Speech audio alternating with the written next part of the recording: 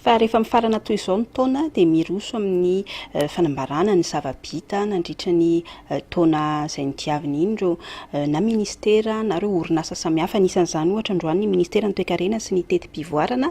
sy ny ministera ny positra sy ny fifandraisan-davitra ary ny fampivoarana ny haitao arakajy mirindra izy ireo ihany koa moa dia samy nizara nofokena mitampihavanana ho an'ireo mpiasa teo anivony ireo ministera roa ireo. Solange Rakotoanosy eo amin'ny sariny Rodriguez Afmaly.